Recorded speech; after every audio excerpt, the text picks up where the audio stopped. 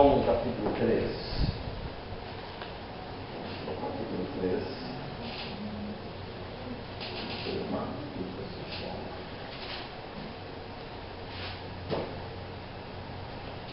Ok, vocês leram o capítulo 3, estudaram um pouquinho. Tranquilo, não? Vamos para a apostila, página 6, vamos aí do Romano.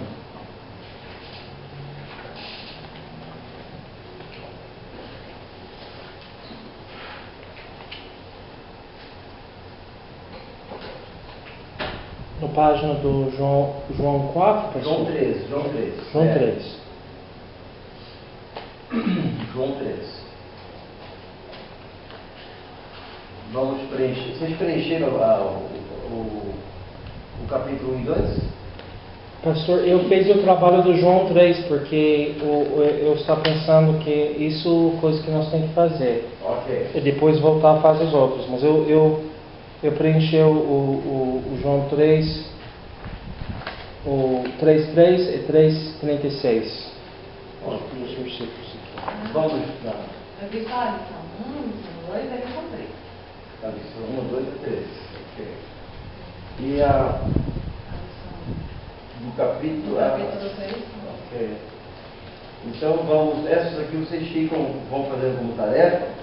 E vamos então fazer juntos a lição 6. O novo nascimento.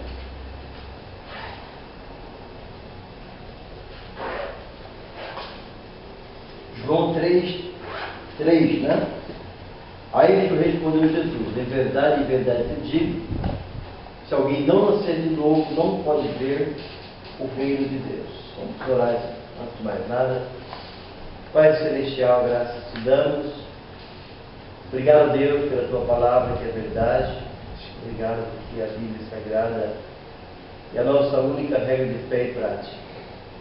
Nós queremos pedir que o Santo Espírito nos ensine, nos ilumine, Deus, tua verdade, para que possamos conversar, meditar e falar a respeito do teu grande amor e teus propósitos. Obrigado por tudo. Nós colocamos diante do Senhor esses alunos preciosos, aqueles também que não podem vir, que o Senhor esteja cuidando da saúde deles e também animando, Deus, fortalecendo para que eles não venham estar se desanimando, Deus, deste momento tão precioso que ele está aprendendo do Senhor.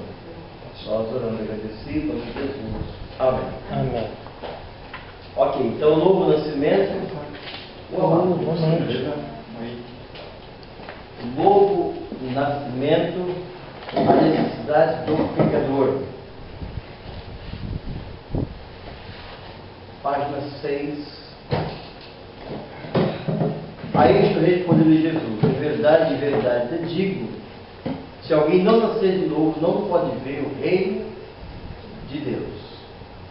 Responda: quem era Nicodemos? Quem era Nicodemos? Vocês vão preencher ainda, né? Então vamos lá. Quem era Nicodemos? Capítulo 3 de João, versículo 1 e 2.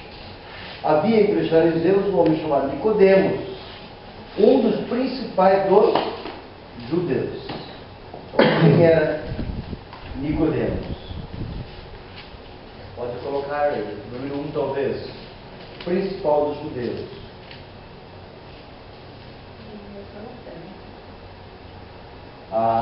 O que mais também? Um membro do Sinédrio. Então, Nicodemos também era um membro do Sinédrio. Então, quem era Nicodemos? Um dos principais dos judeus e também membro do Sinédrio. Pergunta 2. O que Nicodemos sabia sobre Cristo e o que lhe perturbava? O que Nicodemos sabia sobre Cristo e o que lhe perturbava? João 3, de 2 a 9. Quem pode nos ajudar?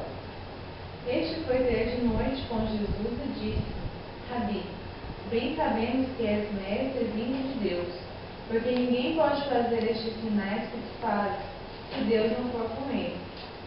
Jesus respondeu e disse: na verdade te digo que aquele que não nascer de novo não pode ver o reino de Deus.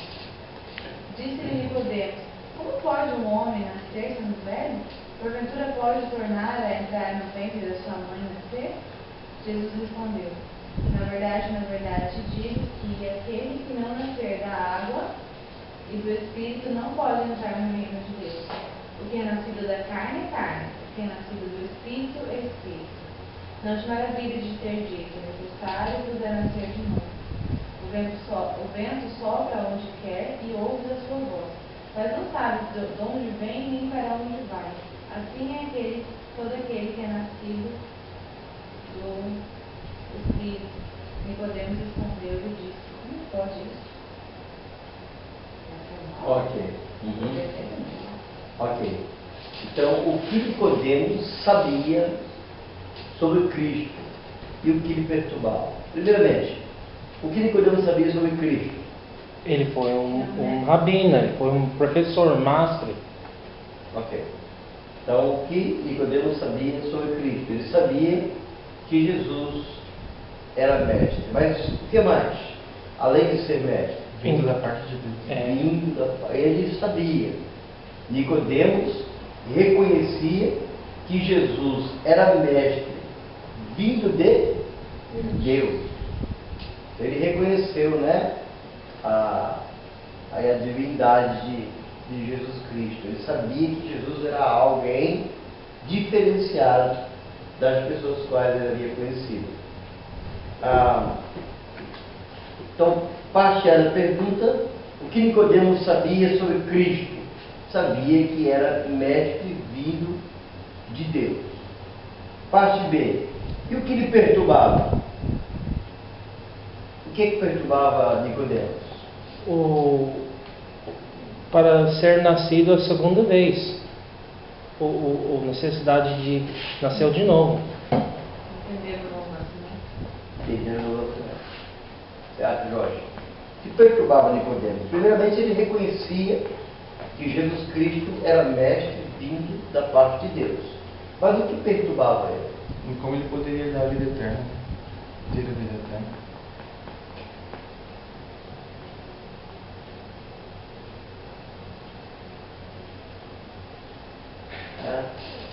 Dentro dos versículos 4 até o versículo 9, a preocupação de Nicodemos, depois que ele teve um diálogo com o próprio Jesus, ele disse: como posso nascer de novo?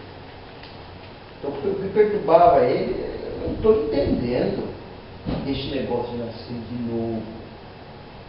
Então, a perturbação dele foi uma coisa simples com Jesus, da parte de Jesus muito clara, da parte de Jesus, porém para ele obscura, porque ele disse: como posso nascer pela segunda vez? E então a resposta seria: como nascer de novo? Ele não entendia a questão de como nascer de novo. Então, primeiro, a parte A do versículo, sabia que era mestre vindo da parte de Deus. A parte B, né, o que lhe perturbava: como nascer de novo? Pergunta número 3. Mesmo Nicodemos sendo um homem religioso, o que Cristo mostrou como sua maior necessidade. E por quê?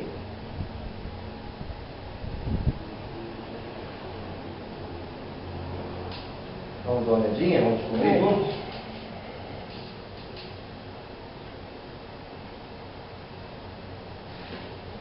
Mesmo Nicodemos sendo um homem religioso, o que Cristo mostrou com sua maior necessidade.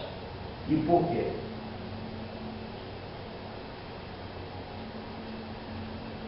Eu acho que Cristo mostrou como a necessidade de nascer de novo. Perfeitamente. O primeiro item é isso mesmo. O primeiro item é este. A maior necessidade que Cristo viu em Nicodemos, e ele viria em qualquer pessoa no seu diálogo, uma vez que eu não tendo Cristo, a maior necessidade é nascer de novo.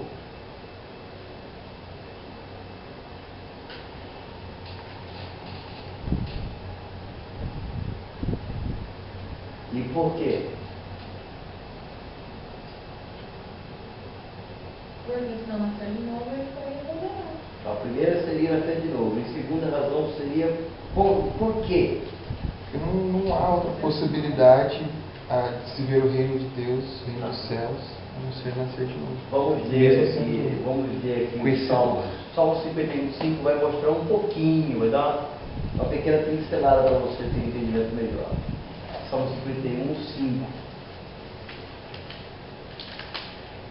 vai mostrar o porquê nós precisamos nascer de novo. Porque o homem precisa nascer de novo. 51:5, achou aí? Quem encontrou pode dizer. Eis que em iniquidade fui formado, e em pecado me concebeu minha mãe. Então a necessidade do homem nascer de novo é tão somente porque o homem está separado de Deus. Ou seja, o homem nasceu em pecado. Nós nascemos em pecado. E uma vez estando em pecado, com o seu nascimento original, digamos assim, nós estamos separados de Deus. E por esta razão, o novo nascimento nos leva a ter comunhão com Deus. Então, nos leva a ter comunhão com Deus. Nascer de novo. Por quê? Porque nós somos pecadores e nascemos separados de Deus. Todos compreenderam? Compreendeu, pastor? Sim, eu estou lendo a segunda parte em inglês, que não só nasceu, mas do Salmo 51:5, mas até a concepção foi no pecado. Nos Estados Unidos esses dias as pessoas falaram o bebê na barriga da mamãe não tem nenhuma direita, mas o pecado vem da concepção, então a vida vem da concepção. Você está pensando do versículo do Salmo 51 aqui.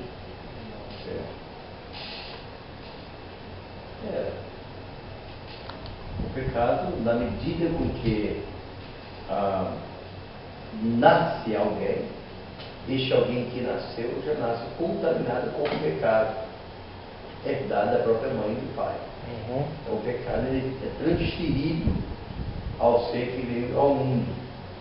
Então, evidentemente, aquela pessoa que nasceu pecadora, uma vez crescendo, se ela não tiver o entendimento da pessoa de Cristo e ela vier a morrer, o que o aguarda é o inferno, porque ela nasceu separada de Deus.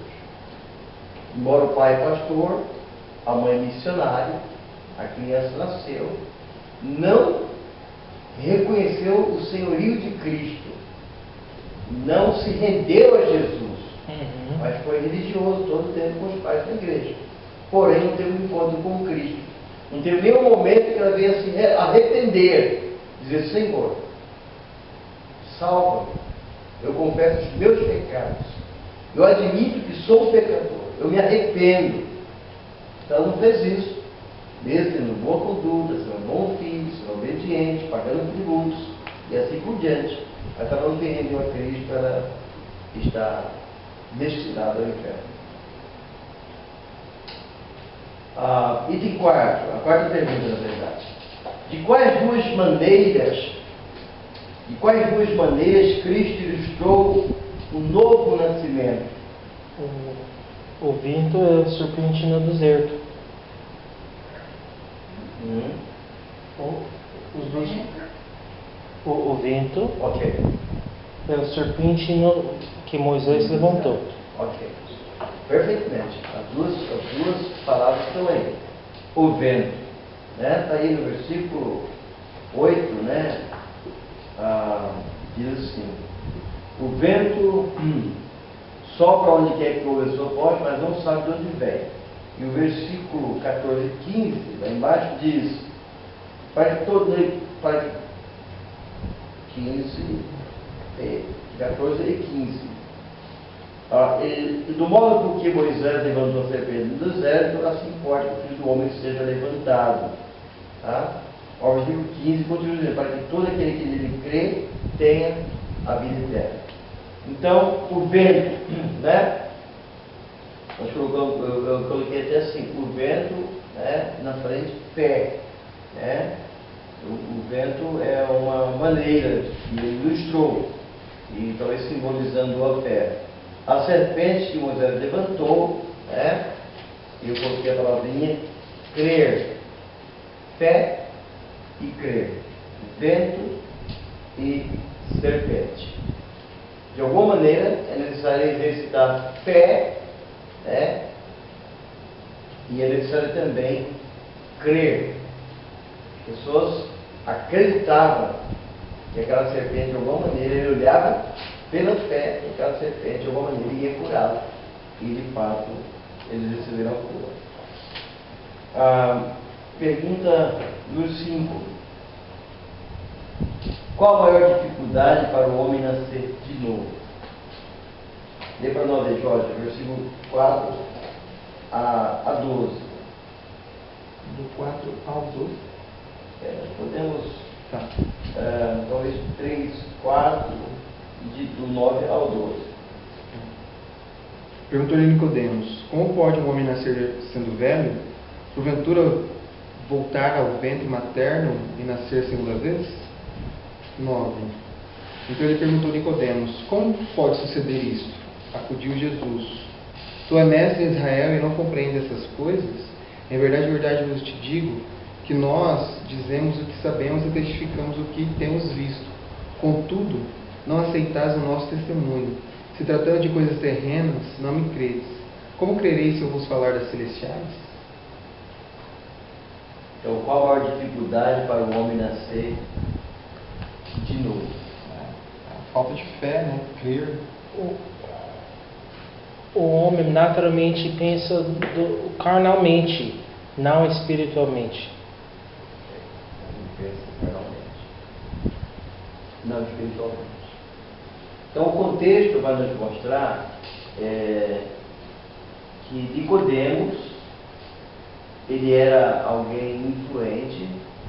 Nicodemos era um dos 70 dos anciãos. Nicodemos era um líder principal. Nicodemos, então, em outras palavras, era alguém muito religioso. Ele era religioso. Então a frase que diz que a religião pode polir o homem, mas somente Cristo pode purificá-lo. A religião pode polir o homem, mas somente Cristo pode purificá-lo. E Nicodemos tinha esse contexto de ser religioso, de pagar tributos, talvez de fazer caridades, de ajudar os mais necessitados. Então ele era alguém religioso. Qual a maior dificuldade para o homem nascer de novo? Aí que entra a questão. Que o homem religioso, ele está apegado àquilo que é terreno. O homem religioso está apegado somente àquilo que é carnal, é visível. É por isso que quando Jesus diz, Nicodemos, para ver o reino de Deus, é necessário nascer de novo. O vento sopra onde quer que ouve a sua voz, mas não sabe de onde vem. Assim é todo aquele que é nascido do Espírito. E ele fala, pode um homem nascer sendo velho? Porventura, eu posso voltar ao ventre e nascer pela segunda vez? Ou seja, Jesus está dizendo para eu morar no céu, eu tenho que nascer de novo? Eu tenho que voltar ao ventre da minha mãe? Como? Sou grande. Eu não sou mais uma sementinha, sou grande. Então é isso que você está dizendo? É impossível. Então eu não vou morar no céu. Se a ideia é nascer, eu tenho que voltar ao ventre pela segunda vez, aí Jesus diz, não, tu és mestre em Israel e não compreende essas coisas. Vocês nem entendem tantas coisas da vida. Você é um homem até religioso. Você é um homem culto, entendido das coisas deste mundo. Você não está compreendendo o que eu estou dizendo, né? Ou seja, eu estou dizendo alguma coisa espiritualmente. Estou dizendo algo de forma espiritual, não de forma física ou carnal, né? Ou qual a dificuldade para o homem nascer de novo? Se colocaria, Jorge? Que é falta de fé, falta de crer. Falta de fé, falta de crer. O que mais? O que se colocaria? Eu colocaria religiosidade.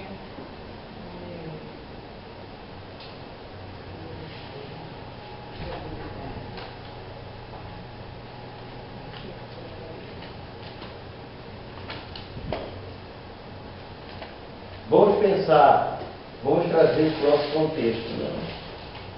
Vamos trazer para o nosso contexto. Quando nós convidamos pessoas para vir à igreja, parentes, amigos, né?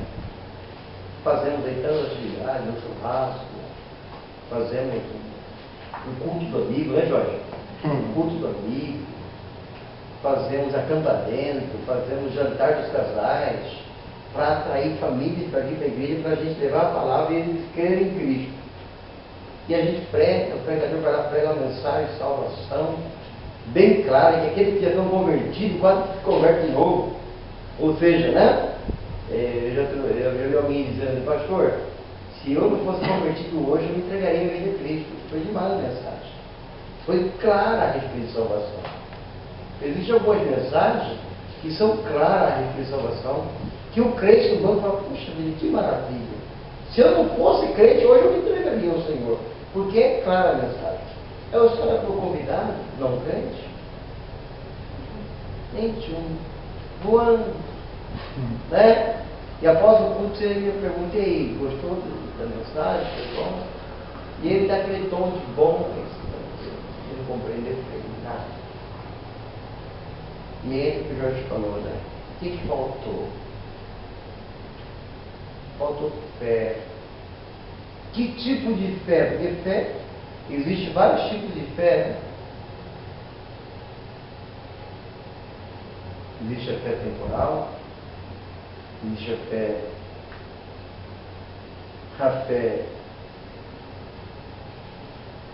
fé momentânea, existe a fé,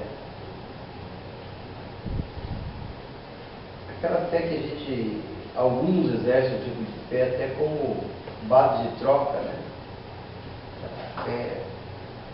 Traga aqui, né?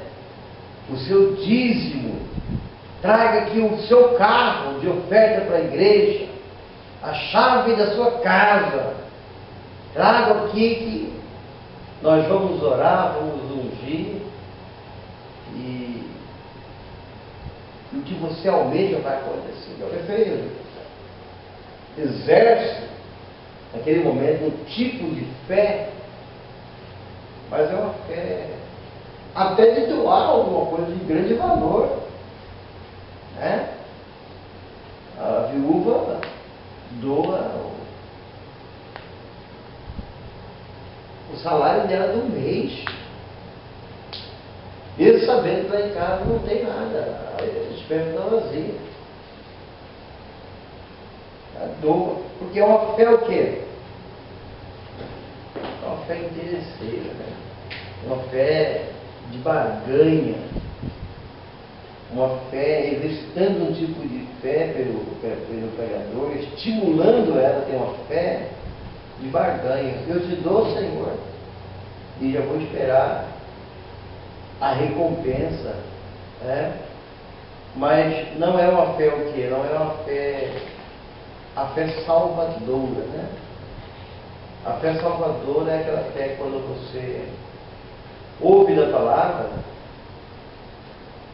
que Deus amou o mundo de tal maneira que Deus o Filho enxerga para que todo aquele que nele crê não pereça, mas tenha vida eterna. A pessoa diz, nossa, se eu creio então de verdade eu tenho vida eterna. E ele deposita a fé em Jesus de verdade, não interessado em trocas nenhuma, para ser curado, para ser abençoado, para ter empresa próspera, para ter um casamento restaurado, para ter os filhos das drogas, não, é uma fé em Cristo. Aquela fé consciente em Jesus. E naquele momento, então, exercitando esse tipo de fé, a fé salvadora, ela é salva. Mesmo que algumas coisas não acontecem como ela gostaria que acontecesse, no âmbito talvez financeiro, na questão conjugal, na questão com os filhos, porque ela adquiriu uma fé salvadora em Cristo, ela foi salva do inferno. Ela está agora uma cidadã do céu, ou um cidadão do céu. Mas as demais coisas talvez ainda estão pendentes. E muitas dessas coisas, elas vão se ajeitando de acordo com o dia a dia com Deus. A vida com Deus, a vida familiar vai melhorando, a vida com Deus, a vida familiar, a vida financeira tende a melhorar. Mas por que tende a melhorar? Porque o homem que vivia com um salário mínimo e que bebia umas cachaça e fumava, e chegava tarde em casa, e gastava dinheiro aqui e acolá, ele se converteu, agora não tem mais gasto. Cortou a bebida, cortou o cigarro, cortou as amizades que usufruíram do dinheiro dele. Agora ele é a esposa e os filhos. Então o dinheiro vai multiplicar. Ele é abençoado. Eu tenho visto isso que nós batistas, bíblicos, nós não pregamos muito sobre prosperidade. Mas eu tenho que o verdadeiro evangelho traz prosperidade. A maioria dos casos, o evangelho traz prosperidade. Porque muitas coisas mudam na medida que a pessoa crê em Cristo, muitas coisas são mudadas. Né? E ela passa agora a ter o Espírito Santo, que é o professor dela, que é o guia dela, que é o líder dela, que vai iluminando, que vai desbravando, tirando tudo aquilo que era impuro. Até mesmo, creio eu, até mesmo na questão do trabalho. Um crente, um salvo em Jesus, ele encontra uma mesa dessa, toda estourada, né? Toda quebrada. E olha para a mesa e diz: essa mesa tem conserto. E ele, de repente, bota as mãos e começa a trabalhar. Daqui a pouco ele coloca uma fórmica. Uma mesa queria pagar R$100 para colocar no escritóriozinho dele, para ler a Bíblia. Ou alguma coisa que iria ter que comprar para colocar na sala, ele já usa como um rack, bota o televisor assim e está economizando R$100, R$200. Ao passo que o ímpio, ele tem lixo, não presta para nada. Ele não presta para nada. Ou seja, vai ter que tirar do salário para poder arrumar um móvel, consertar uma porta, trocar o fogo da casa, fazer qualquer tipo de arranjo. Então eu tenho visto que, na medida com que a pessoa se converte, muitas coisas desta natureza acontecem. Onde ele coloca a mão dele, né, ele consegue com as suas mãos diminuir gastos familiares, consertando uma cadeira que quebrou, consertando uma mesa, consertando um guarda-roupa, não entrando em dívida, não comprando de forma esbanjando, botando a mão onde o chapéu, né, onde a mão não alcança, né? Então, tem tanta gente, eu conheço muita gente endividada. E eu acredito que é muito mais o ímpio vive endividado do que o cristão. Porque o cristão tem as palestras, o cristão tem a igreja, que uma vez ou outra está ensinando sobre o assunto, né? A pessoa vai se casar, ele tem um acompanhamento pastoral, né? O pastor vai estar instruindo a questão do marido e mulher poder fazer um orçamento do que entra e com o que deve gastar. Então tudo isso vai promovendo no seio da igreja dos recém-casados e alguns já talvez mais veteranos, mas vai trazendo assim uma lembrança de fatos que leva o cristão a gastar menos e poder viver com uma qualidade de vida até melhor. Tudo isso por causa do Senhor, né? Então a pergunta de número 5 é: qual a dificuldade para o homem nascer de novo? O que o pastor colocaria aí, ou colocou? No 5, eu coloquei o entendimento da diferença entre o natural e o espiritual, o sabedoria humana contra o poder do Espírito de Deus e o trabalho do Espírito de Deus. Ok. O que colocaria aqui?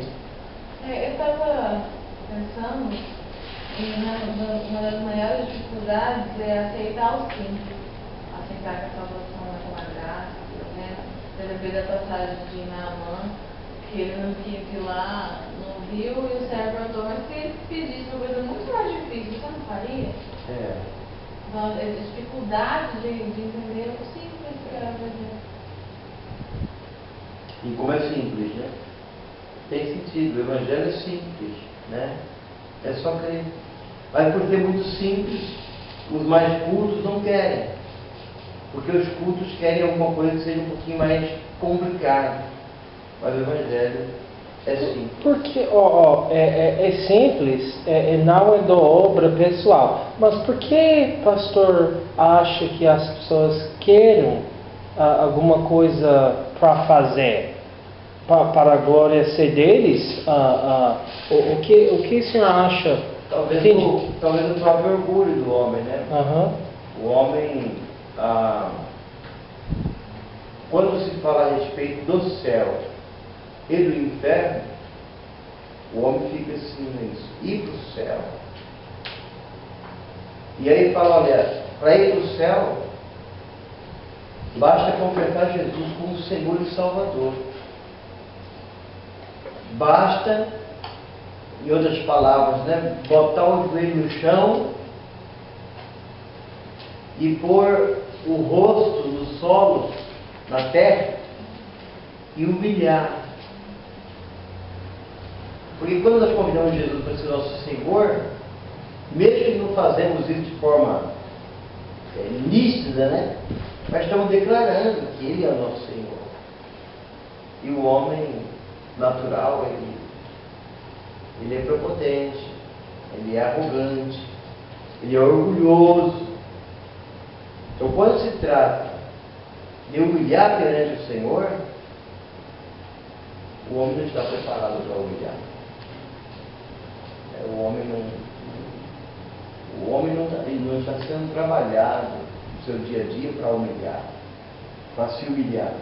O homem está sendo trabalhado dia a dia para ter ostentação, para ser poderoso, para ser chefe, para ser patrão, para mandar ordem, não para receber ordem. Então, o homem, a nossa escola, né, o nosso mundo, que é a escola, está preparando pessoas para ser cabeça,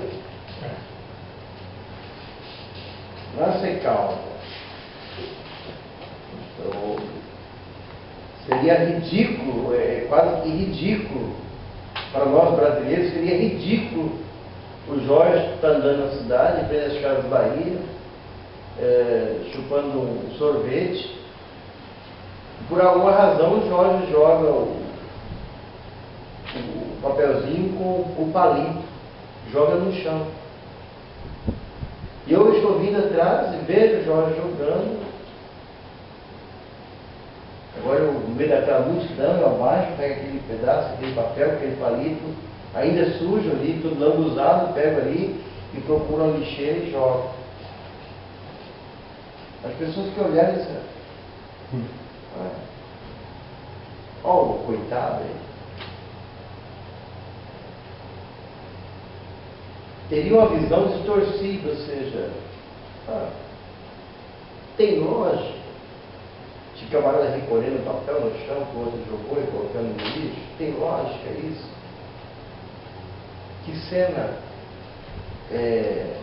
humilhante para esse cidadão tem que pegar o papel que o outro jogou e jogar no lixo. Ao passo que seria motivo de honra. Né? Seria motivo de honra, dizer, oh, que legal, que bacana, que cidadão adequado para, né, a sociedade, facilitando aí, limpando a rua, né, parabéns para ele. Não, é sinônimo de perda, é sinônimo de ser rebaixado, é sinônimo de ser ninguém, é sinônimo de estar por baixo quando tem uma atitude dessa natureza.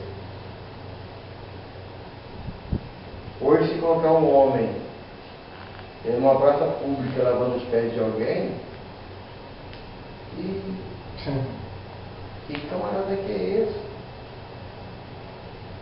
Lavando os pés de alguém? Retirando as meias de alguém? Forma pública? Então, em outras palavras, é inverso, né? A Bíblia, o comportamento de Jesus, o Evangelho, na verdade, né? Não vai muito, vamos pensar em outra cena, né? Daí o pastor Jorge e a irmã aqui na cidade. De repente, por alguma maneira, por alguma razão, um carro para na Afonso Pena, e a gente olha lá um senhorzinho com uma senhorazinha de 70 anos dentro do carro, 2, 3 crianças no banco traseiro. Então nós olhamos aquilo ali, e naquele momento o carro está parado e o pessoal buzinando. Aí nós estamos ali, né, a irmã com roupa, um vestido de festa, né, os irmãos aqui tudo de terno e gravata, e nós percebemos aquela situação, que aquele carrinho, talvez velhinho ali, que afogou naquele trânsito, todo mundo buzinando, né, os carrões buzinando querendo passar, e nós saímos de terno e gravata, e no meio daquela fila de carro, e vamos agora empurrar, tirar aquele senhor até no próximo quarteirão para sair do trânsito. O pessoal vai olhar assim, que pessoal louco que é esse? Para alguns vão dizer, olha que cena humilhante, esses camaradas, no sol quente, empurrando esse carro. Que humilhação. E mais humilhação ainda se fosse o seu próprio carro.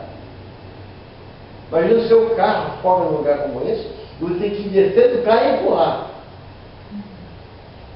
É mais humilhante ainda. Então, o ser humano, ele tem essa questão do orgulho, da ostentação, do poder.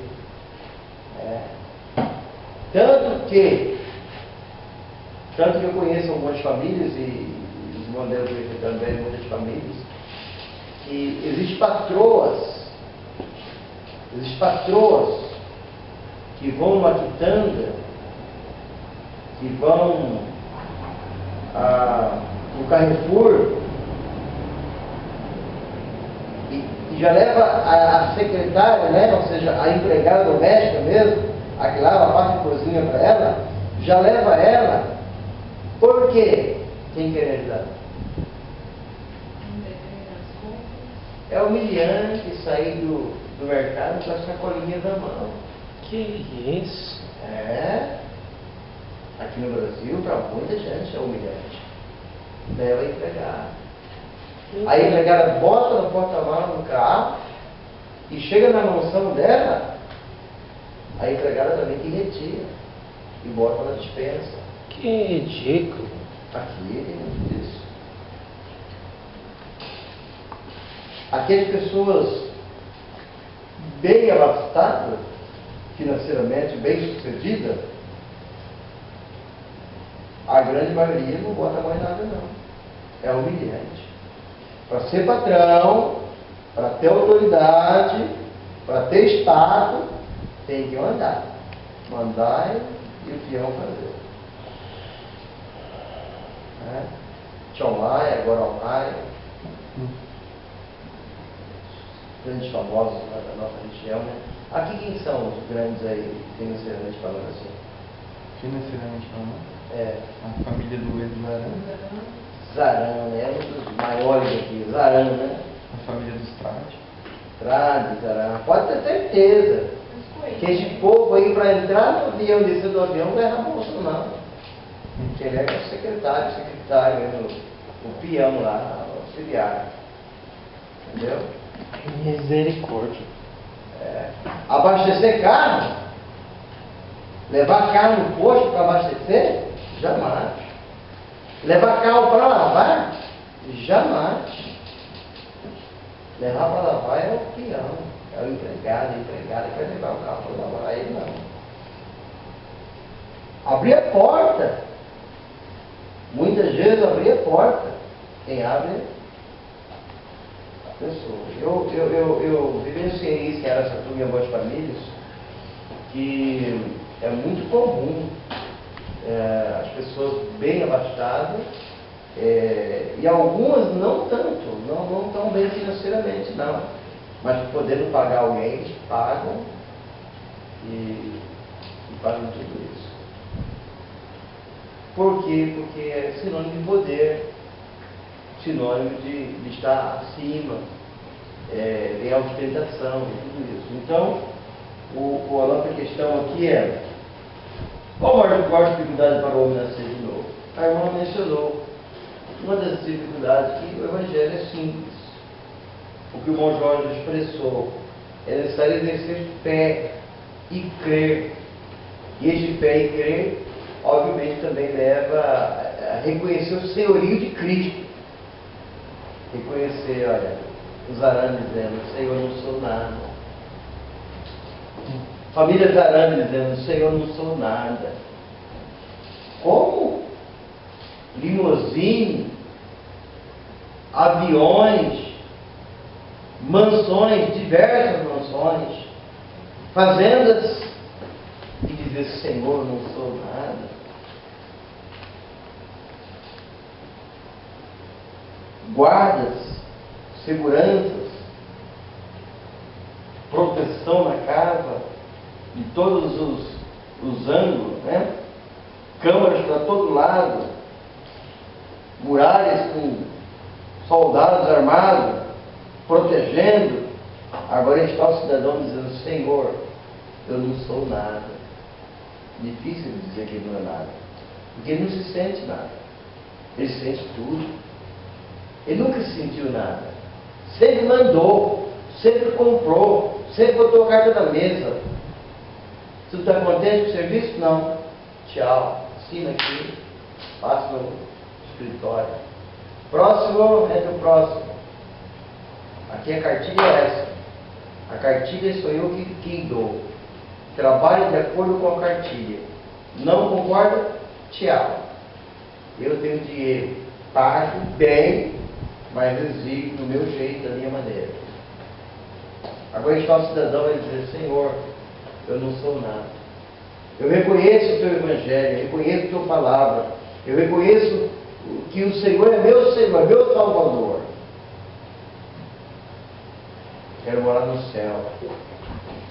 Para ele, essa vida aqui na terra, cerveja, sexo livre, liberdade, dinheiro à vontade, poder, influência política, manda e desmanda na cidade a qual mora. Existem alguns patrões aí, alguns homens do dinheiro, que moram lá, 3, 4 ricos numa cidade pequena, eles mandam e desmandam. O prefeito quer fazer uma praça, se ele não vai fazer.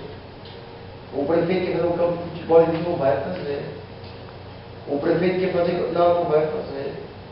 Vai fazer tudo o que aqueles 4, 5 homens da cidade dá o aval para o prefeito. Aí o prefeito faz. Faz por quê? Faz porque os homens do dinheiro devem falar. Então, quanto mais se tem valores financeiros, quanto mais o homem se torna rico com as coisas da vida, mais ignorante se torna com as coisas de Deus. É verdade, pastor. O Jesus falou a dificuldade do homem rico entrar no reino do céu. É difícil porque eles têm a tendência de confiar no poder deles e não ver as coisas de Deus. De fato. Então, quando é que esses homens, a tendência, qual o momento que é mais fácil eles se renderem? Quando tem problema eles não conseguem resolver. Falando socorro. Aí vem tumor maligno no estômago, um câncer, a qual já foi para os Estados Unidos, foi para a Alemanha, foi para a China, foi para lá, foi para qualquer lugar do mundo. Gastou o que tinha e o que não tinha já com a medicina para tentar resolver a questão de saúde. E debilitando. Aí ele vai chegar na conclusão que existe um Criador, existe um Deus. O Deus é a empregadinha dele, o Deus do jardineiro dele, o Deus do motorista dele. Nas entrelinhas alguém deixou lá uma mensagem. Ele diz: olha, eu não experimentei de tudo para tentar me curar. Nada resolveu. Eu estou começando a acreditar. Eu estou começando a crer que o Deus da minha empregada pode me resolver. Ela passou por algo dessa natureza, me contou a história e tem um final feliz. Fulano também me dizia tal coisa. Ele começa então a fazer um quebra-cabeça na sua mente e fala: olha, é o único jeito, me render a este Deus. Aí sim, nos momentos de dor, momentos de perda, perdeu o filho, perdeu a esposa, por alguma razão, acidente, coisa e tal, naquele momento de conflito da sua vida, ele vê que o dinheiro dele não vai trazer o filho de volta. As fazendas que ele vender, todas elas, não vai trazer a esposa de volta que partiu. Então, a dor é muito grande e os bens que tem não é suficiente para poder encobertar o problema. Aí ele diz: agora sim, eu me rendo a Deus. Salomão, vaidades de vaidade. Salomão foi um desses, não é? Qual vaidade, né? Quanto mais tinha, mais gastou e mais feliz que fez, né? Chegou no final da vida e diz: olha, tudo isso é vaidade, né? Tudo é vaidade. Colocaram aí então, ainda preencheram? Parte 5. Vamos para a pergunta 6, sexta. Na verdade não, a 1 na leste. 1 no 7, né? Isso. Qual o objetivo? Qual o objetivo, a evidência e a provisão do amor de Deus? Em João 3,16 e Romanos 8,32. Qual é o objetivo? Salvar o homem.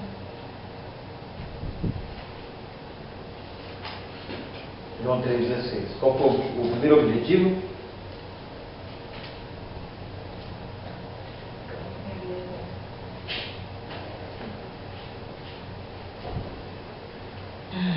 Salvar. Eu não creio que ele falou. Qual foi o objetivo de João 3,16?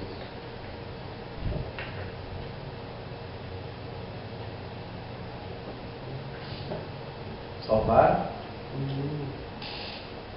O objetivo de João 3,16 principalmente foi salvar o homem, né? Não existe objetivo maior do que este, salvar o homem. É por isso que ele morreu na cruz, para salvar o homem. A evidência e a provisão do amor de Deus. Em Romanos 3, 8,32. Quem pode encontrar e ao mesmo tempo da lei?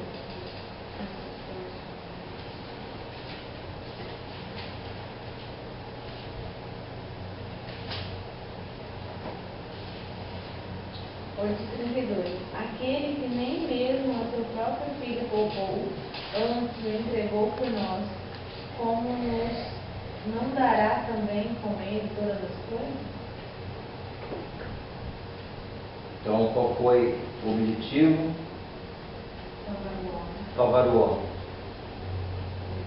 A evidência e a provisão do amor de Deus. Entregar seu filho. A evidência foi Dar seu filho. dar seu filho. E a provisão?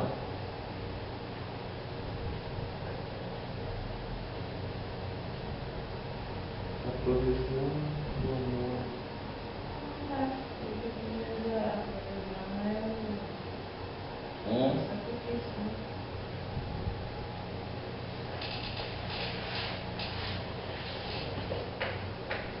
Qual que é a provisão?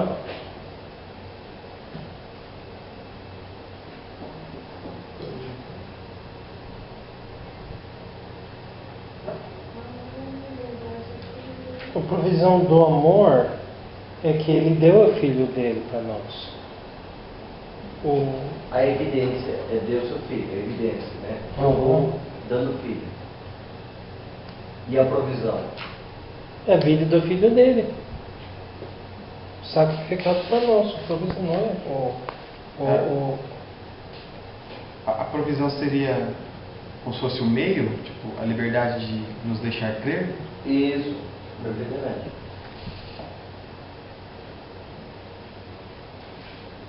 A provisão seria o quê? A vida eterna, né? A provisão seria a vida eterna. A provisão seria a nossa vida, a vida eterna, a vida com Deus.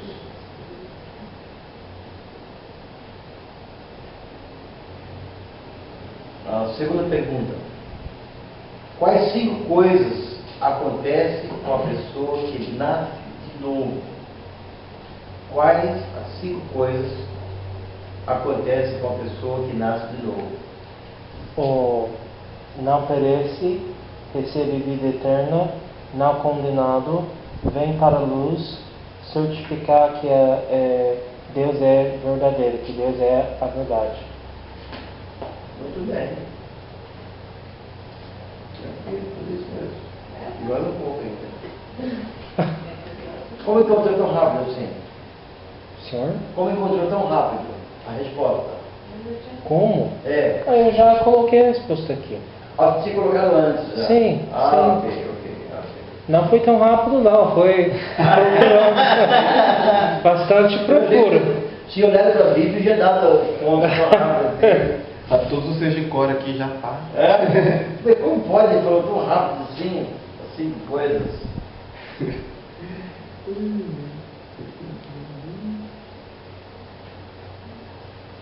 Coisa foi, Lívia? Repete nós, pastor. Não perece, recebe vida eterna, não condenado, vem para a luz, é certificado que Deus é a verdade, ou Deus é verdadeiro. Você Creu na verdade, uma palavra curta, creu na verdade, ou encontrou a verdade. Quais 5 coisas acontecem com a pessoa que nasce de novo? Está vendo que maravilhoso, né? Então, 5 coisas, por exemplo, que acontecem com a gente, não acontecem com ímpios. Sim. Então, em outras palavras, nós temos 1000 anos-luz na frente deles. É muito mais que isso. É por isso, é incomparável, né? Sim. Não se compara quando estamos na frente, né? É por isso que, em outras palavras, nós temos tudo para viver uma vida bem melhor. Sim. E dentro da nossa limitação, ainda temos uma vida próspera em todos os sentidos, de família, de alegria, de paz, de contentamento, de realização. Por quê? Porque nós temos o Espírito Santo do Senhor que nos guia em todas as coisas. Então, por esta razão, nós estamos na frente. E nós olhamos para o mundo e quando eles agem de uma certa maneira, você já sabe, olha, agindo desta forma, eu já sei onde vai dar a situação. Porque nós estamos também como eles estão agora. Uhum. Então nós já estamos na frente e já temos boas lições e já sabemos em que fim vai dar aquela situação. Recentemente nós fomos no aniversário de alguém, de uma criança, né? E aí de repente eu disse à minha esposa, amor, está na hora da gente ir embora. Porque o bolinho já partiu, já comemos ali alguma coisinha, e já sabemos que a partir de agora a família não são crentes, os amigos também não são crentes, convidados, a grande maioria não são. E então a partir de agora vai rolar cerveja, vai rolar a dança. E eu disse, minha esposa, nós já sabemos o que vai dar nessa festa da agora em diante. Quem sabe brigas. Quem sabe ciúmes. Quem sabe alguns empurrões, alguns tapas. Né? Da festa às 8, a criança está ali, aniversário, beijinho, tio chegou, aquela coisa toda, né? Vamos cantar parabéns, todo mundo alegre, feliz, né? E vai servir a comidinha, serviu o negócio, partiu o bolo, agora aquela turminha vai, né? Aquele grupo seleto vão para casa e fica o povo do jeito que ele gostaria de ficar mesmo. Lá vão ter a vontade. E aí então vai falar de tudo ali. Ou seja, na mente de um cristão, já sabe, eu sei que fim vai dar esse agora. Então, da agora em diante, eu não participo mais desse ambiente. Mas tudo isso por quê? Porque nós tivemos no mínimo 5 coisas que aconteceu com a gente, né?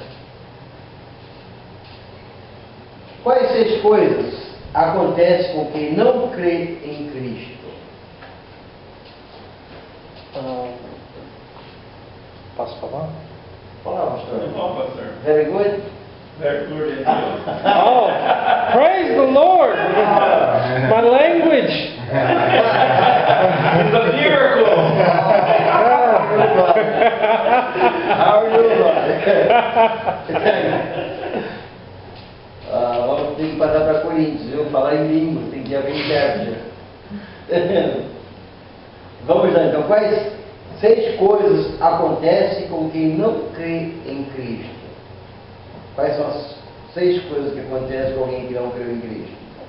Baseado em João 3:18 a 20, do 32 a 36. Pode chutar? Pode falar, pastor? O senhor notou já? Eu não tenho. Ok. O condenado odia a luz, não vem para a luz, não recebe o testemunho de Deus, não consegue ver a vida, ainda continuar nesta pessoa. A ira permanece. Ira de Deus. A ira permanece, ok? Sim. Permanece a ira de Deus. Foi bom, Jorge? Coloquei o mesmo. Ok. Então, os cristãos têm 5 coisas boas que acontecem, né? E o ímpio, que não crê em Cristo, então, no mínimo, né? Vou colocar somente 6, né? Mas tem muitas coisas que acontecem, né? Com quais objetivos Cristo foi enviado ao mundo? Para salvar o mundo, para ser a luz do mundo. Isso, para salvar o mundo. Né? Ou para mostrar as obras da escuridão que não é de Deus. Expose the deeds apart from God. Para revelar, né? Para testificar aos homens, né, acerca do reino. Com quais objetivos Cristo foi enviado ao mundo? Né? Todas essas coisas aí, muito importantes. E muitos outros ainda, né?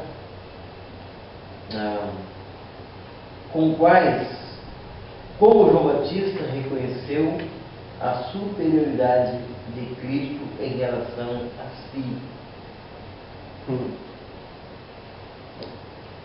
Verso 30, eu acho que responde bem. O que diz lá no 30? Que ele cresça e que eu diminua. E importa que ele cresça e que eu diminua. Que coisa linda, né?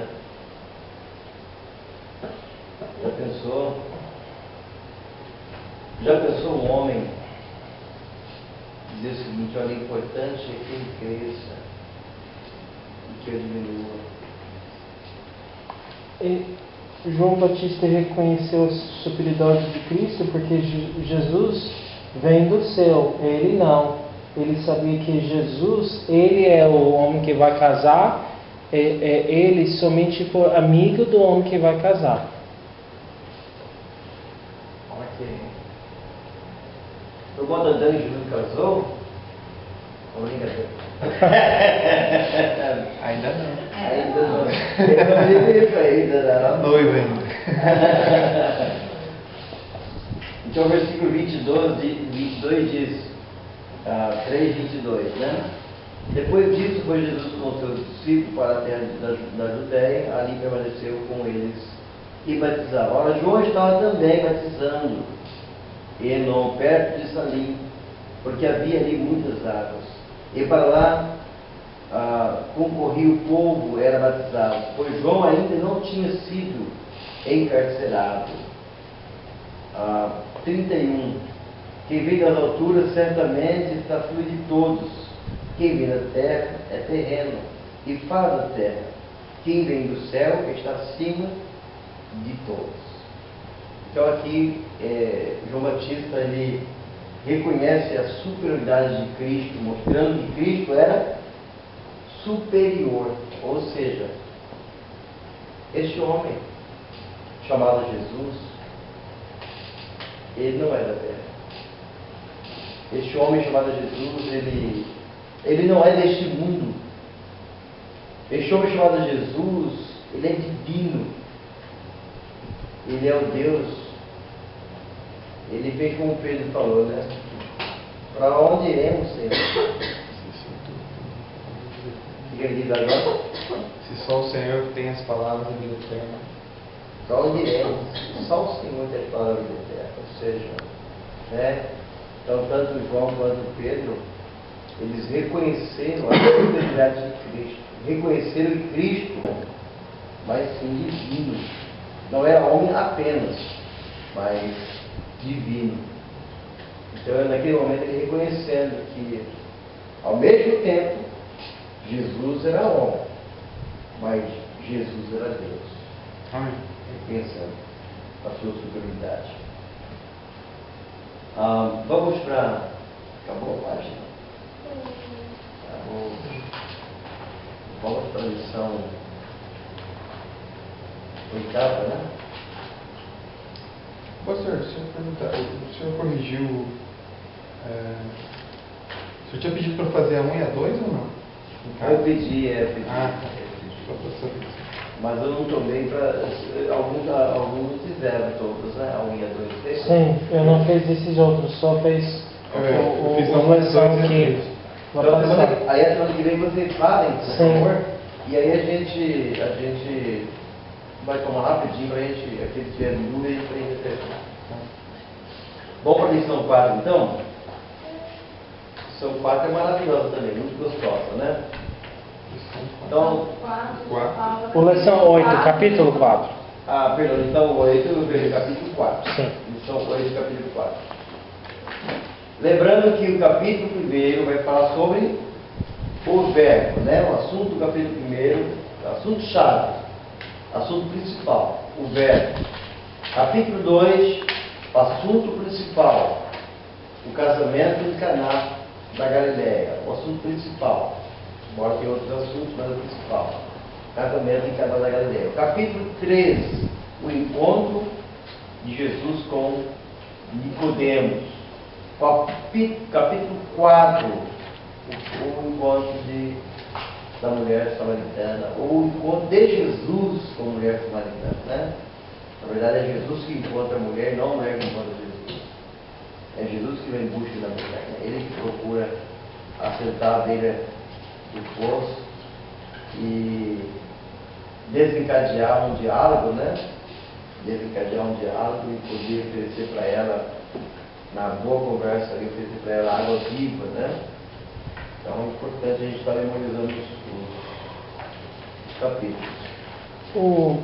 Pastor, só uma pergunta. Outra aula com o professor Fábio vem no João 3, se é a água é o Espírito, Ok. no nascimento novo é a água de parte do nascimento físico ou é um símbolo do Espírito Santo lavando as pessoas? Ok. O que o senhor acha sobre a descrição, essa informação que Jesus falou por Nicodemos? Existem alguns pensamentos ali, né? Existem vários pensamentos. Alguns teólogos defendem que o nascer da água Alguns teólogos defendem que o nascer da água é o nascimento do batismo. Outros afirmam que o nascer da água é o nascimento natural, nascer da água, o nascimento envolto da água no ventre. E outros defendem que o nascimento da água é a água simbolizando a palavra ou simbolizando o Espírito Santo. Sim. Então, este nascer da água, nascendo da revelação da palavra, a palavra sendo revelada, eu creio em Cristo através da palavra do Senhor, a palavra simbolizando a água e o Espírito Santo também ao mesmo tempo simbolizando a água. Então, este pensamento, né, eu creio desta forma. Eu descarto o pensamento de alguns teólogos dizendo que o nascimento da água é pelo batismo. Eu não creio que alguém que nasce de novo é o fato de ser batizado. E tem muitos que são batizados, porém estão indo para o inferno, e alguns não foram. Sim. E o nascimento natural também, eu não diria que é o nascimento natural, porque Nicodemos, Jesus dizendo, olha Nicodemos, você vai nascer de novo. Ou seja, se você baseia o pensamento de nascer de novo é o nascimento natural, então Jesus está sendo redundante. O fato que ele falou de novo tem que ser alguma coisa que não aconteceu ainda. Isso. Se a água está falando sobre o nascimento físico, então o fato que ele nasceu fisicamente já fez parte do nascimento de novo. Porque seria redundante, você está falando. Redundant. Irmã, senta aqui, irmã. Pastor, já estou sentado. Então é redundante dizer senta aqui. Sim. Então, quando Jesus diz era necessário nascer de novo, então certamente não era um nascimento natural. Era um outro nascimento. Então ele seria redundante. Sim. Então Nicodemos não compreendeu. Porventura eu posso penetrar o ventre da minha mãe e nascer a segunda vez? Não, não é isso. Eu estou dizendo nascer de forma espiritual. Então este seria o nascimento da água. E o nascimento do Espírito, então o nascimento da água, a água simbolizando a palavra. E o nascimento do Espírito seria esse exercitado por fé na pessoa de Jesus Cristo, crendo nele como Senhor e Salvador. Sim.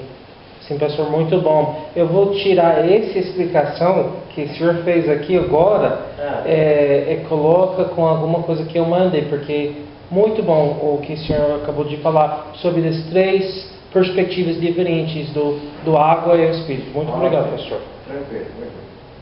Fique à vontade, não vou comprar nada para isso, não. Não, pode comprar um mini chicken, tá fora aí, pode pegar duas agora. Pega duas. Tranquilo. Vamos lá, então, João capítulo 4. Replicou-lhe Jesus: se conheceres o dom de Deus e quem é o que te pede dar-lhe de beber, tu lhe pedirias e ele lhe daria água viva. Maravilhoso, né? Esse versículo é fantástico. Quais foram as circunstâncias que levaram a mulher samaritana a encontrar com Jesus? João 4, de 1 a 7. Jorge, lê para nós então a voz audível e forte aí. Quando, pois, o Senhor veio a saber que os fariseus tinham ouvido dizer que ele... que os fariseus tinham ouvido dizer que ele, Jesus, fazia e batizava mais discípulos que João, se bem que Jesus mesmo não batizava, e sim os seus discípulos, deixou a Judéia, retirando-se outra vez para a Galiléia, e era-lhe necessário atravessar a província de Samaria. Chegou, pois, a uma cidade samaritana chamada Sicar, perto das terras de Jacó, perto da terra que Jacó dera a seu filho José. Estava ali na fonte de Jacó, cansado da viagem, assentara-se Jesus junto à fonte por volta da hora sexta, até o 7, né? Isso. Nisso veio a mulher samaritana tirar água, e disse-lhe Jesus: dai-me de beber. Então, qual a circunstância, quais foram as circunstâncias que levaram a mulher samaritana a encontrar com Jesus? O fato de Jesus ter que passar por Sicar ali, né, na província de Samaria, para chegar a Galileia. Quem mais pode ajudar?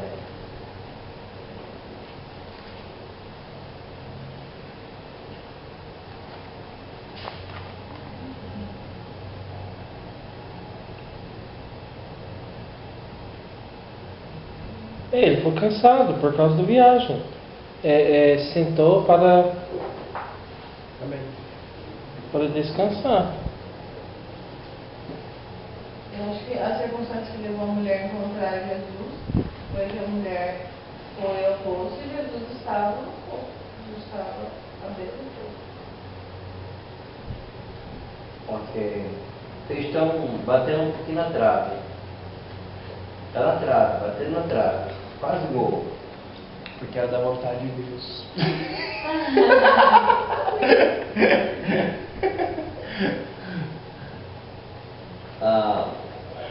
Nós sabemos, Jesus era samaritano? Jesus? O quê? Não. Jesus era samaritano? Não. Quem era Jesus? Ele era o quê? Ele é o do tribo do Judá, Então, Nazareno. um dos tribos dos judeus. E Jesus, e os judeus se comunicavam com os samaritanos? Não no sentido que Jesus está fazendo no... Eles conversavam? Talvez como Corinthians e Palmeiras conversam, mas não é muito educado não. Talvez. Eles conversavam? Bem, tem uma certa de troca de comunicação, mas... Era comum o homem judeu falar com mulher? Não, assim não. Não foi comum. Tá. Então, acendeu a luzinha e alguma coisa? Quais foram as circunstâncias que levaram a mulher samaritana a encontrar com Jesus? Não. Ainda não? Ainda acendeu a luzinha aí?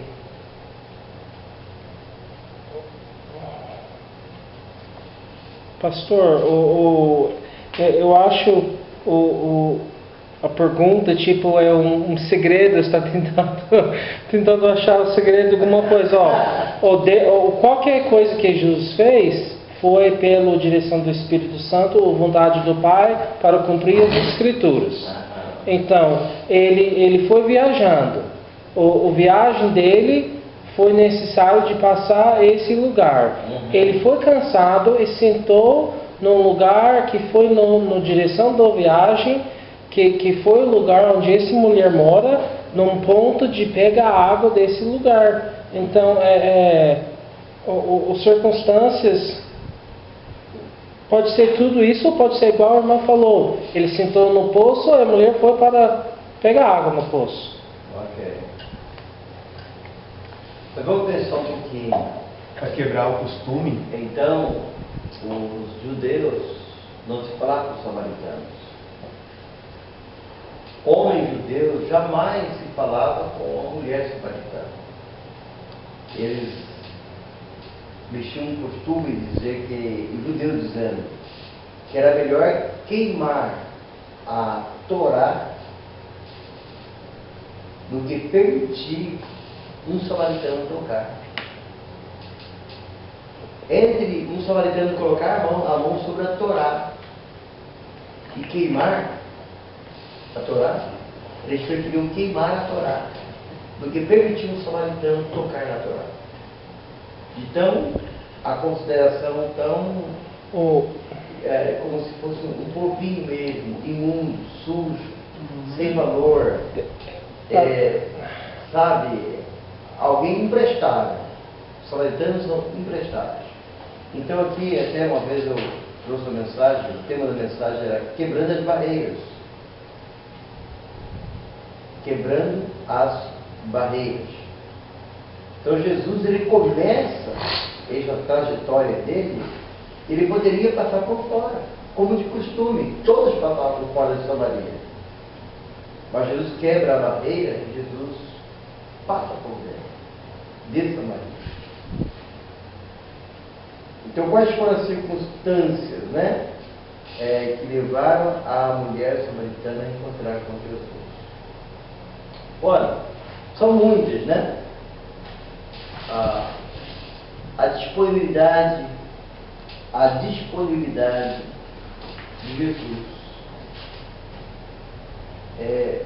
o próprio amor de Jesus às pessoas, independente das suas raças, tribos, né? A entrega de Jesus por realizar o serviço do Pai aqui na terra. Vamos pensar, se nós estivéssemos lá nesse momento, fosse parte dos 12, né, indo para uma determinada cidade, Jesus com a gente, aquela coisa toda. Hora sexta seria mais ou menos que horário? Fala que hora é sexta, acho que no despertar, né, no nascer do sol, né? Não, hora sexta. No pôr do sol. Que hora que era 6 horas? Sei lá, não sei. Deixa eu ver. Que horário que é? Hora sexta era? 6 horas da tarde. Meio-dia. Alguns dizem que é meio-dia, né? Outros interpretam que é 6 horas, depende do calendário de cada um deles, dos romanos ou dos judeus. Mas a grande verdade é o seguinte, é que eles estavam com fome. Os discípulos estavam com fome. Mas Jesus também estava com fome? Como homem ele estava com fome? Pastor Jesus estava com fome? Não. Mas o Senhor qualificou Jesus está com fome como o homem está com fome. Então Jesus nunca foi exatamente no mesmo jeito dos homens em termos de cansado ou com fome, porque ele não tinha consequência do pecado no corpo dele. Então, mas Jesus foi com fome, Jesus foi cansado, Jesus foi triste. Ele estava com fome. Sim. Ok.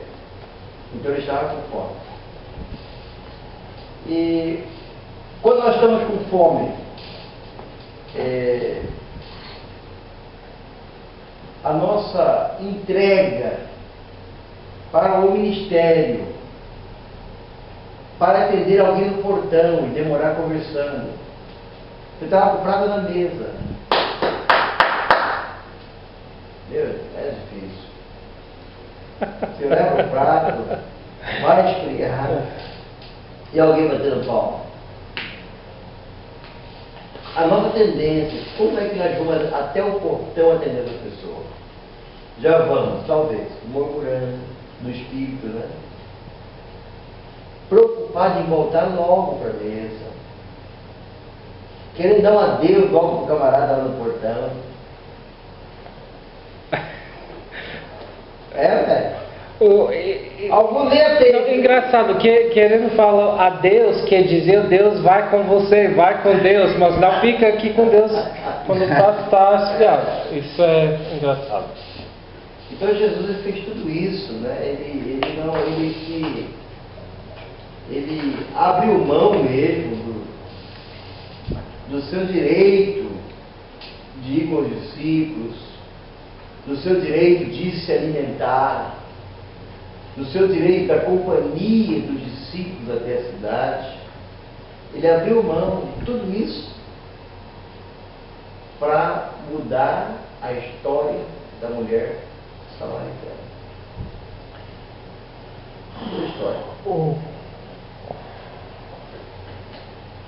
O pastor, esses dias nas aulas, eu acho o Fábio e também o pastor Ricardo falou sobre Ezra, o pessoa com Neemias, os líderes, o Esdras, como fala? Mandou as pessoas que foi casado vai embora, separar das mulheres dos terras estranhas. Isso porque o sacerdote tinha uma regra que a israelita comum não tinha. É verdade? Tipo, se você serve Deus no tabernáculo, você tinha que não casar com a pessoa estranha, mas não foi proibido nas pessoas comuns. Então Ezra mandou embora as pessoas estranhas, mas a pessoa falou: como alguém manda, porque tem filhos, as mulheres foram casadas, legitimamente casadas. É como manda a esposa embora, é ser a coisa de Deus. Aconteceu. Mas essa mulher é também o povo do Samaria, como fala? Samaria. Eles foram esperando para o Messias, para o Salvador do mundo. A mulher falou para os homens: esse pode ser o Messias. Então eles também foram os filhos de Abraão, não no sentido do filho legítimo, mas eles foram descendência do Abraão, que Deus prometeu para abençoar, ajudar. Então Jesus está fazendo uma grande obra, mas ele está cumprindo a promessa que Deus deu para Abraão. Deus falou até com não é Isaac, mas o Ismael, que ele vai ter os príncipes, vai ser um homem grande, abençoado. Por quê? Porque ele é filho do Abraão. Deus prometeu que seus filhos vão ser abençoados. Mandando esse povo embora, não é com Ezra, está destruindo as casas, mas vem o povo, os Samaritano. Sim, vem esse povo. Então Deus está fazendo Jesus está fazendo pegando as coisas quebradas, voltando para ser certo. Ok, fazendo um enxerto, né? Mas de fato é isso. Ele diz lá em Lucas capítulo 19, né? Porque o Filho do Homem veio buscar e salvar o que se havia perdido. Então, independente de raça ou cor, ele veio para salvar agora. Quando os judeus rejeitou o Messias, nessa rejeição, as demais pessoas vieram a ser enxertadas no corpo de Cristo. Então nós somos uma oliveira enxertada. Sim. Né? Sim. Nós somos o enxerto. Sim, lembra, pastor, essa mulher que não foi judeu, que falou por Jesus: eu fui para servir o caso do Abraão, filho do Abraão. Ela falou: nem as cachorros comem dos pão embaixo da mesa do mastro. Ele falou: então, Jesus, mas Jesus não abençoou ela, curou ela, ajudou ela a primeira vez. Ela falou isso e depois ele ajudou ela. Então permita que eu compreenda as migalhas, né? Sim. Muito bacana. Pergunta número 2. De quais 3 maneiras... Pastor. Sim. Eu não sei levantar um. Transcrever o pensamento. Ok, transcrever o pensamento. Essa explicação que o senhor deu aí, é que o texto ele limitou do verso 1 ao 7, né? Essa explicação que o senhor deu teria que ter um contexto dos capítulos anteriores e do posterior para a gente poder chegar a essa conclusão. Ou ter um conhecimento prévio do assunto. Também, né?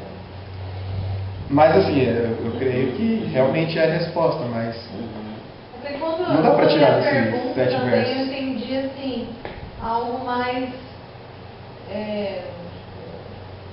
exato com relação ao que estava escrito no texto, né? Ao fato de Jesus ter passado pelo caminho de Samaria, pelo fato de ele estar sentado à beira do poço e pelo fato da mulher ir ao poço. Eu pensei mais assim. Mais lógica, mais né? lógica, não tão descrição. Ok, também é aceitável, claro, com certeza, né? Mas as coisas práticas, né? No contexto do trajeto, né? Ok, é aceitável também, pode colocar a questão do trajeto, né? Pelo fato de ter passado por toda a cidade e tudo mais. Eu tentei ver do lado espiritual, mas das duas maneiras também é cabível. De quais três maneiras podemos ver a humanidade de Jesus em João 4, 6 e 7? Vou pedir para o pastor Lee que vai ler em inglês para nós. João 4, 6 e 7? Em português. Agora, você quer ler em inglês ou quer traduzir? A versão do Timothy? Versão do Timothy. Você quer ler em inglês? Pode ler em português. Em português? O poço do Jacó foi aí, e Jesus, portanto, está cansado na jornada dele, sentou no lado do poço. E foi mais ou menos no meio do hora sexta da tarde. A mulher Samaritan foi perto para pegar água, falou para Jesus, e Jesus falou para ela: me dá um copo de água, me dá uma água, por favor. Alguma coisa assim.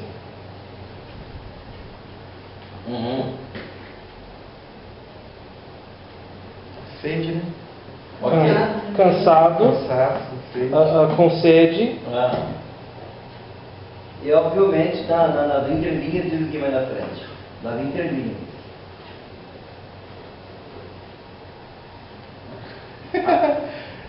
O versículo 7 vai dizer. Mas as três coisas da humanity, a humanidade dele, ele foi cansado, ele foi com sede. Mas a terceira coisa, pastor, as três maneiras podemos ver a humanidade de Jesus em João 4, 6 e 7. Rapaz, ele é cansado Só se ele já está cansado com sede, a mulher foi em pé para ele não levantar. Como minha esposa está em pé, pega leite para mim, por favor. Para mim não tem que levantar. O que é a terceira coisa? Ele foi cansado. Ele estava fraco, não conseguia pegar água para tomar. Mas isso faz parte do cansado. Mas a questão não era só pegar água, a questão é que quem vinha ao poço trazia o seu próprio. Então, ele foi educado, então. Ele não foi, tinha cântaro. O poço era de Jacó ele foi sábio. Ele tinha liberdade de levar a vazia em mãos para pegar. Ele foi sábio do costume do lugar do Samaria. Na verdade, a resposta, nós temos que tentar aqui o versículo 8, ok? 7 e 8. E nas entrelinhas, nós vamos entender aqui. Depois vai dar as entrelinhas, né? Pois seus discípulos tinham ido à cidade para comprar o quê? Alimento. Comida.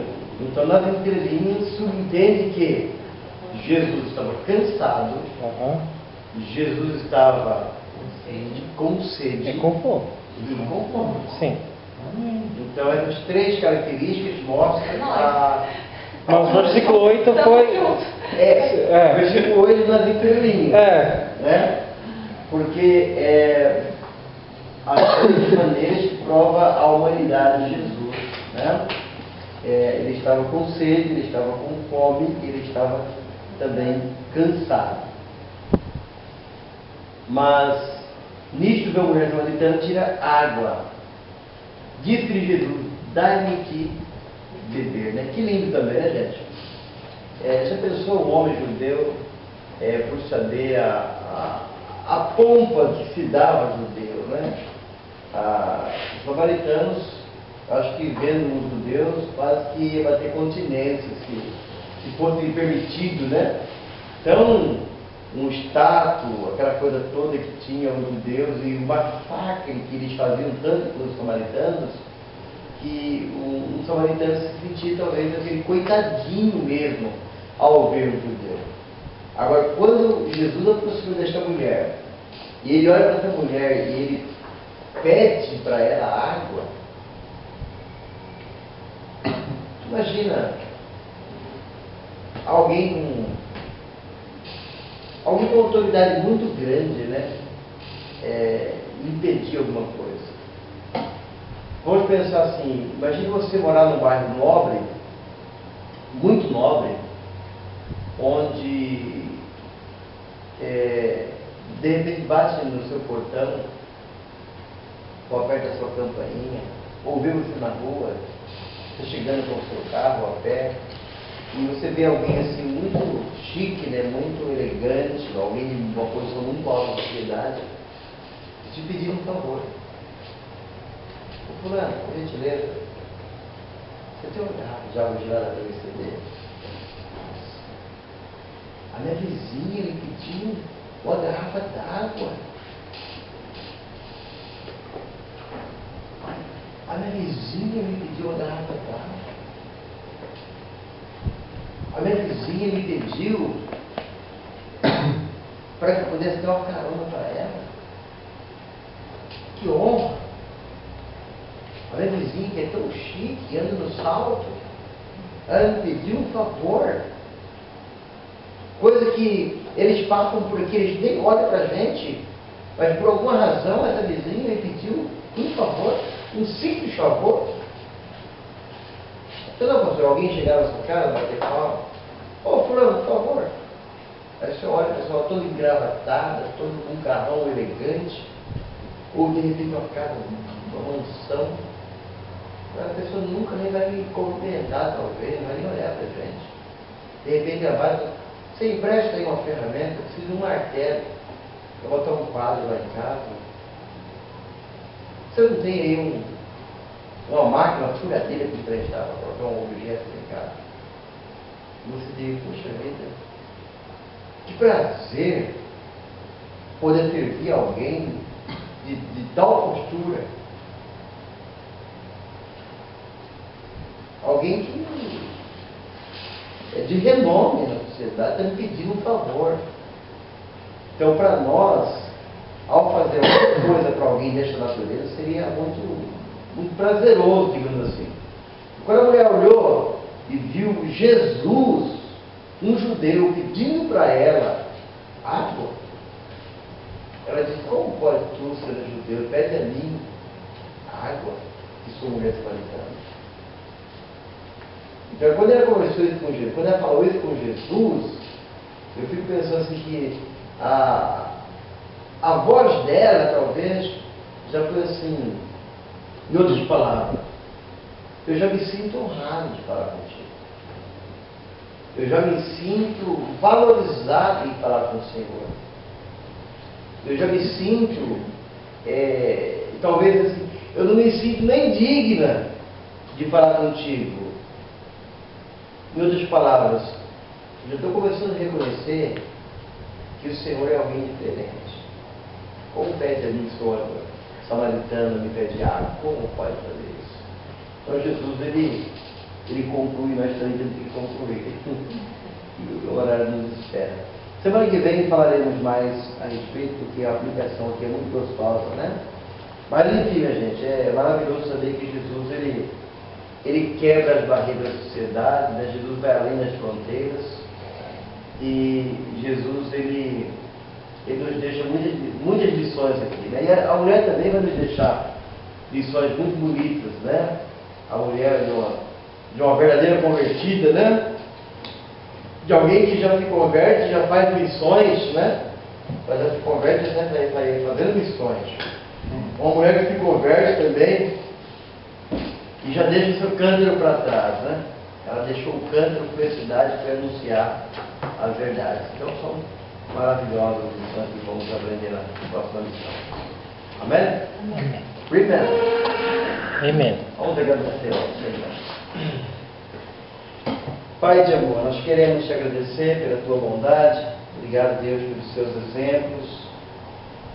Obrigado, Deus, porque o Senhor é maravilhoso e tem nos dado a oportunidade também de sermos diferentes, de podermos aproveitar os momentos, de podermos também, Senhor, de sermos bênção e poder não olhar a aparência, não olhar a situação econômica, a social, mas olhar a vida de um pecador como totalmente perdido, como alguém dependente do Senhor, que precisa também crer em Ti para poder morar nos céus. Nos ajuda, Deus, a aproveitar toda e qualquer oportunidade para testemunhar Teu grande amor. Nós oramos em Jesus. Amém. Amém.